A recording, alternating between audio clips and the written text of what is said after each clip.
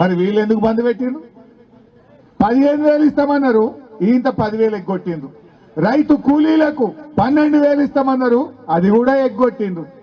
ఏ ఒక్కటి కూడా చెయ్యని మోసపూరిత పార్టీ కాంగ్రెస్ పార్టీ. అవునా కాదా? ఏమనంటే ప్రశ్నిస్తే కేసులు పెట్టారట, అడిగితే దబాయిస్తున్నారు. వెనకటికట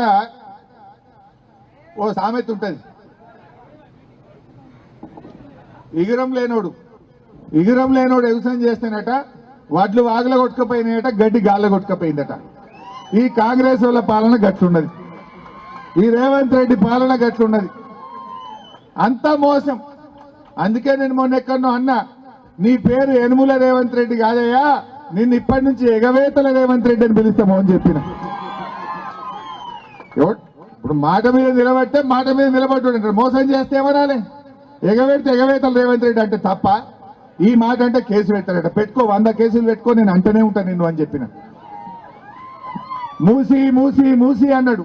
నేనన్నా, ఆ మూసి మురికి కంటే నీ నోటి మురికే ఎక్కువ ఉన్నది నాయనా, నీ నోటి కంపే ఎక్కువ ఉన్నదని చెప్పిన.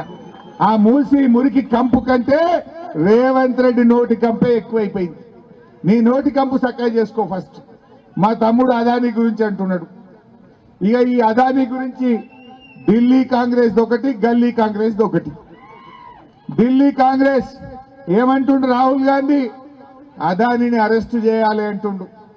మరి అదానీ దగ్గర 100 కోట్లు తెచ్చుకున్న రేవంత్ రెడ్డిని ఏం చేయాలనో కూడా రాహుల్ గాంధీ చెప్పాలి. ఇప్పుడు 100 కోట్ల చెక్కు తీసుకున్నావు కదా మొన్న, మరి అదానీని అరెస్టు చేయాలని ఢిల్లీలో ఉండే రాహుల్ గాంధీ మాట్లాడితే, గల్లీలో ఉండే రేవంత్ రెడ్డి 100 కోట్లు తెచ్చిండు అదానీ దగ్గర.